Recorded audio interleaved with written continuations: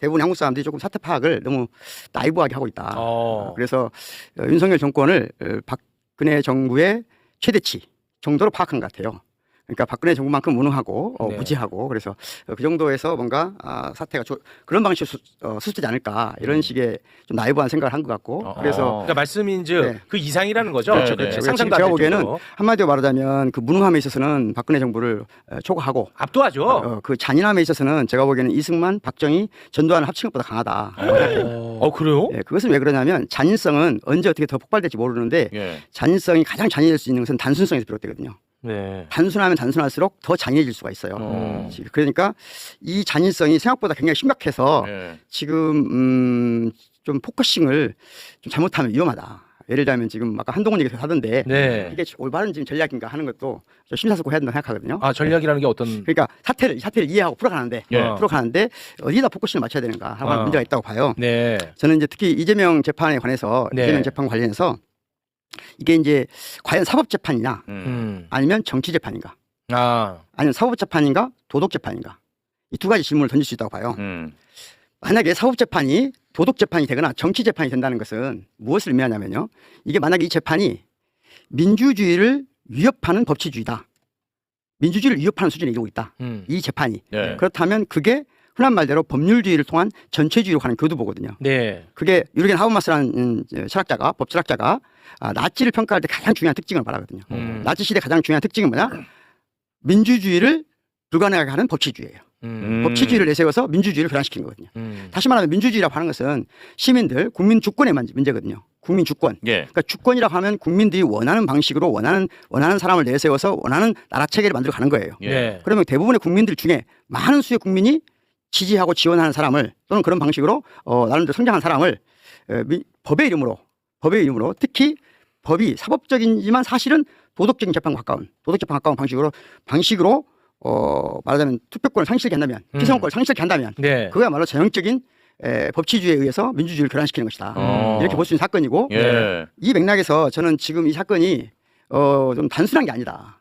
그래서 예를 들면 이 사건을 바라보는 방식이 여러 가지 있어요. 국민에 따라서는 예. 사법부의 판단이 정당하다. 그러니까 내용과 절차, 결과가 다 정당하다. 네. 이렇게 보는 분도 분명히 있겠죠. 있겠죠. 예, 예, 예. 그런 분들은 문제 없다고 봐야 돼요. 그런데 네. 대부분 또 많은 사람들은 결과는 좀 부족하고 마음에 안 들지만 절차는 정당했다. 이렇게 볼 수가 있잖아요. 맞습니다. 네. 이런 경우는 이렇게 생각하시는 분들은 여전히 사법재판으로 인정하는 거고 그렇죠. 따라서 2심이나 3심을 통해서 뭔가 더 나은 길이 되지 않을까 기대할 수 있죠. 네. 여기까지 생각하는 사람들은 큰 문제가 없을 수 있어요. 그렇습니다. 네. 사실은. 네. 그런데 이게 아니라 절차와 내용에 있어서 모두 문제가 있고 심각하다라고 보는 사람은 이 문제는 사법적으로 해결할 수 없다. 또 지금 이것이 만약에 이 재판이 혹시 이 재판을 온전히 판사 한 사람의 정치 양심에 설정된 것이라 본다면 네. 2심, 3심을 기대할 수 있죠. 그게 아니라 이게 정치 재판이라 본다면 만약에 이게 현 정권과 연관된 정치적 재판이라 본다면 그런다면 이건 2심, 3심을 회복될 수 없다는 말이거든요. 회복될 수 없으면 어떻게 되는 거죠? 방법이 없는 거예요. 우리나라 전체가 큰 비극 속에 빠져드는 거고 네. 그렇게 되면 대한민국이 상상해야 될 그런 세계에 대해서 서로 타협하고 논의하고 이런 게 아니라 모든 에너지를 다 소진시키게 되거든요. 그러니까 굉장히 사람이 국가 전체 에너지가 소진되는 거죠. 네네네. 그렇지 않아도 지금 사실은 산업 자체가 변화되고 문화 자체가 변화되고 있는 이 변동 시기에 만약에 우리가 에너지를 엉뚱한 데 쏟아야 된다면 네. 그것은 개인적으로 심각한 문제라고 보거든요. 더 나아가서 이게 사법이 민주적 주체 즉 국민 주권에 즉 국민이 의견을 형성하는데 그것을 훼손하는 그런 재판이었다고 생각한다면 그렇게 생각하는 사람들은 내심 지금 심리적으로 고통스러워요. 단순히 분노하는 정도가 아니라 네. 심리적으로 뭔가 고통스럽단 말이에요. 견디기 어려워요. 네. 이렇게 될 경우 이제 많은 시민들이 생각하겠죠. 복종할 것인가. 고통은 보통 통치술은 기본적으로 통치 지배 체계는 고통을 먼저 주거든요. 그럼 대부분 사람들이 이 고통을 받고 싸울 수도 있고 분노할 수도 있죠. 네. 하지만 이제 굴복할 수도 있잖아요. 그럴 수 있죠. 굴복할 수도 있고 더 네. 나아가 체념할 수도 있고. 그럴 수 있죠. 그러니까 굴복 체념으로 이어지는 잔인한 통치 체계라면 만약에 이 상황이 이런 상황이라면 생각보다 심각한 상황이다. 이런 게 전체적인 제 진단이에요. 그러니까 급변 사태로 갈 가능성도 있고 예. 아니면 그냥 대한민국 그냥 완전히 망가질 수도 있고 둘 중에 하나네요. 예. 그런데 저부터도 기본적으로 사법에 대한 사법 또는 판사들에 대한 기본적인 신뢰가 있잖아요. 기본적인 신뢰가 있는데 과연 이번 판결을 우리가 사법재판이라고 볼 수 있는가?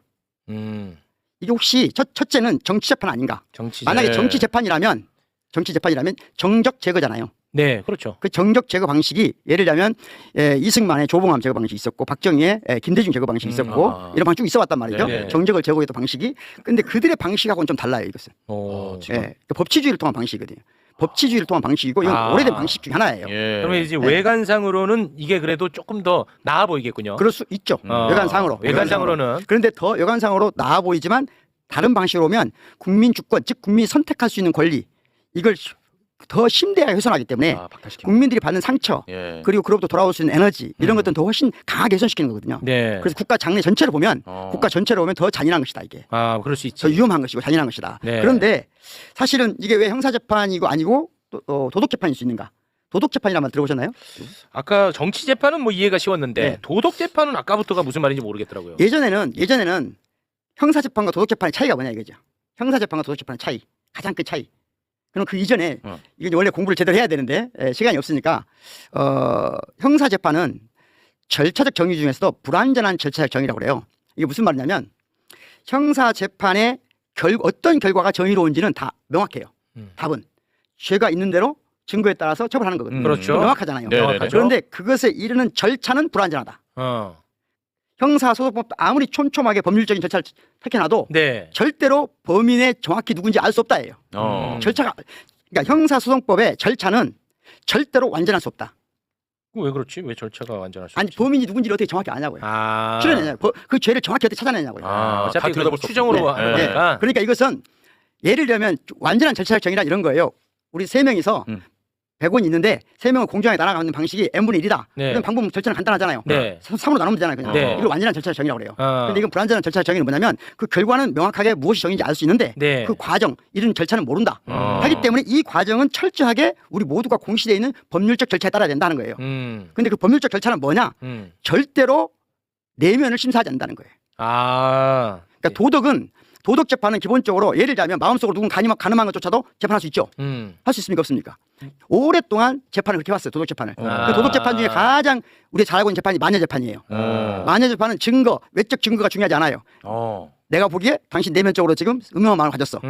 당신 마음이 지금 음흉하네. 이러면 재판할 수 있는 거예요. 그러니까 내면, 감정, 느낌 이런 걸 하는 거거든요. 아주 쉬운 예를 들어보죠. 이 사건 관련해서 무슨 말이 있냐.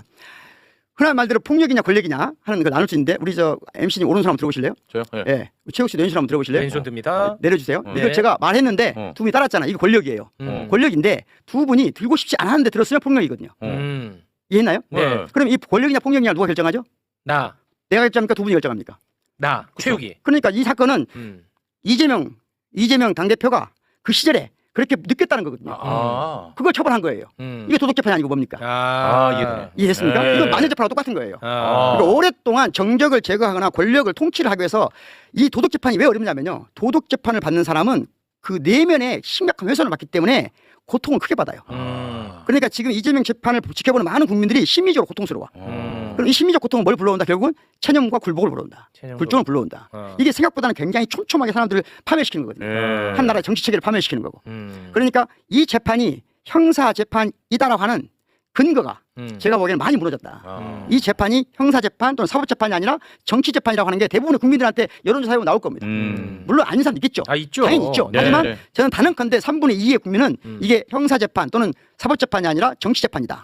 그리고 이론적으로 깊이 있게 따져 들어가 보면 이건 형사재판이 아니라 도덕재판에 가깝다. 네. 이건 대한민국 헌법 체계 유린이라고 봅니다. 네. 그렇기 때문에 이것이 가져올 수 있는 부작용이 어마어마하다.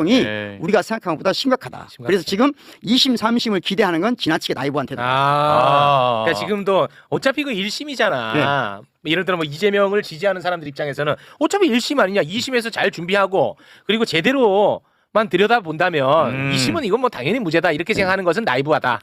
그분들은 거꾸로다. 지금 이론적 낙관주의, 실천적 비관주의 빠질 가능성이 높다. 거꾸로 해야 된다. 거꾸로 해야 된다. 거꾸로 해야 된다. 지금은 최악의 상황.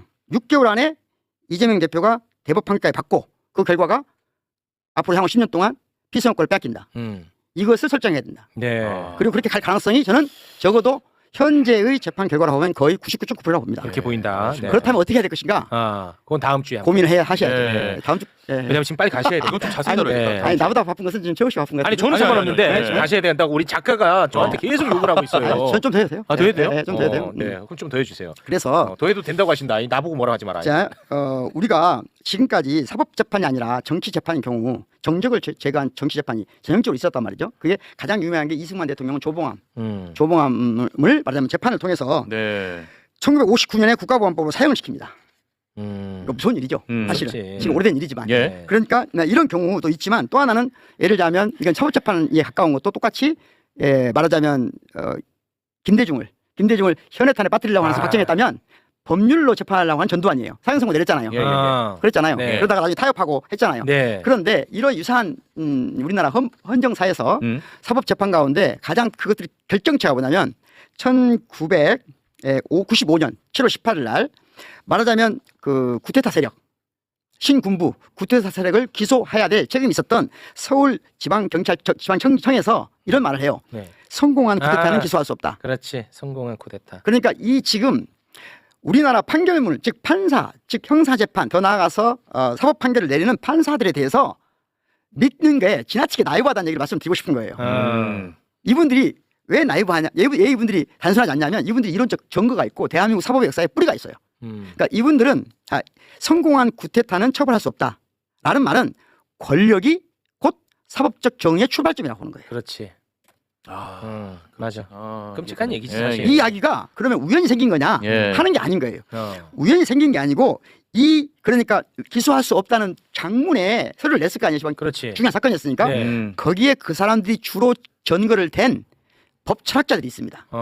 법철학자. 네. 그게 법실증주의자들인데 네. 법실증주의자들인데 유명한 사람 예를 들면 게오르 옐리네크 들어보셨나요? 법은 최소한의 도덕이다. 법은 최소한의 도덕이다. 예. 사람들이 쉽게 인용하고 특히 진보적인 사람들도 뭐 모르고 막 쉽게 인용하는데요. 이것은 기본적으로 법실증주의 권력이 곧 법이다라고 하는 것과 연관돼 있어요. 법은 도덕이 최소한이 아니에요. 이게 좋은 말이 아니었어요? 아니 좋은 말이 아니에요. 법과 도덕은 상호 교차하는 것이지 상호 이렇게 교차되는 것이지 최소한이 아니에요. 법이 도덕이 최소한이 하는 순간 뭐가 돼요? 법 자체가 그 자체로 진리가 되는 거예요. 법을 최종 신급으로 만드는 겁니다. 예, 예. 그게 법률주의예요. 그것이. 그러니까 예. 법률주의는 기본적으로 법을 최종 신급으로 본다는 것은 사법재판이 무조건 옳다고 보는 거예요. 그런 사실은 아까 말했죠. 사법재판은 기본적으로 절차적으로 불완전하다. 따라서 이건 언제든지 틀릴 수 있다. 그렇지. 그렇기 때문에 그 첫 번째 우리가 하는 게 뭐냐면 이게 불복종. 다시 말하면 저항권을 인정하냐 안 하냐가 사법재판의 굉장히 중요한 문제란 말이죠. 기본적으로 선심제에서 두는 것도 그래서 헌법의 중요한 원칙이고 네. 나라 체계 전반에 대해서도 부정할 수 있는 권한이 국민 주권에 있는 거예요. 네. 그런데 법은 도덕의 최소한이라고 하면 도덕 중에 도덕이란 말이잖아요. 그렇죠. 그렇지. 최종 도덕이란 말이에요. 그러니까 이것은 틀릴 수가 없는 거예요. 그러니까 사법의 재판이 곧 대한민국의 모든 최종 신급이라고 말하는 거예요. 굉장히 위험한 말이죠. 예. 위험한 말이죠. 그런 사람도 있고 더 중요한 사람은 이제 한스 켈젠이라는 사람이 있어요. 한스 켈젠이라는 법실증주자 이름을 들먹이는데 이분들의 가장 중요한 특징은 방금 말씀드린 대로 법이 최종 신급이다. 법이 하나의 최종입니다. 그런데 법이 최종 신급이 아니고 사실은 법을 만든 사람이 최종 신급이죠. 법을 누가 만들죠? 국회의원이 만들죠. 입법. 국회의원이 법을 이렇게 만들라고 누가 결정하죠? 국민. 그렇죠. 네. 국민 주권자는 국민이잖아요. 네. 그러니까 법이 최종 신급이 아니라 그 법을 주인인 국민이 최종 신급이죠. 그러니까 법치주의는 반드시 민주주의에서 통제받아야 되는 거예요. 그렇죠. 그런데 지금 법치주의라는 이름으로 민주주의를 통제하고 있다 이 말이죠. 제 말은. 거꾸로 됐다. 거꾸로 됐다. 그러니까 그리고 그들이 내세운 이론이 법실증주의다. 그리고 그 법실증주의가 말하자면 성공한 구테타는 처벌할 수 없다는 이론에서부터 그 이전에 조봉암이나 김대중에 대한 사법살인 할 때도 그들의 논리가 똑같았다. 근데 왜 그러냐?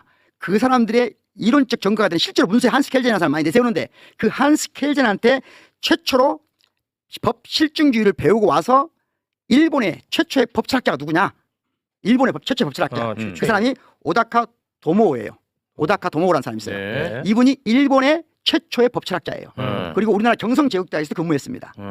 바로 이분한테 대한민국의 법학자들이 다 배웠습니다. 그러니까 대한민국의 법과 관련되어 있는 대부분의 사람들은 이 법실증주의의 기초에서 이론을 배우고 있어요. 네. 우리가 예를 들자면 법률관에 유계질서에 관한 이론 있잖아요. 예를 들면 헌법위고 법률이 그다음에 뭐 쭉 있잖아요. 네. 이것도 다 이 이론이에요. 정당한 게 아니에요. 어디서 통하는 게 아니에요. 그러니까 우리가 알고 있는 대부분의 지금 헌법에 관한 지식은 법이 최종 신급이라고 말하는 법실증주의. 이 법실증주의 법이 최종 신급을 할 때 네. 최종 뭐라고 하는 최종 거예요? 신급. 신급이 뭐야? 아까부터. 아니 그랬구나. 아까부터 계속 하도 바빠서 내가 못 물어봤는데.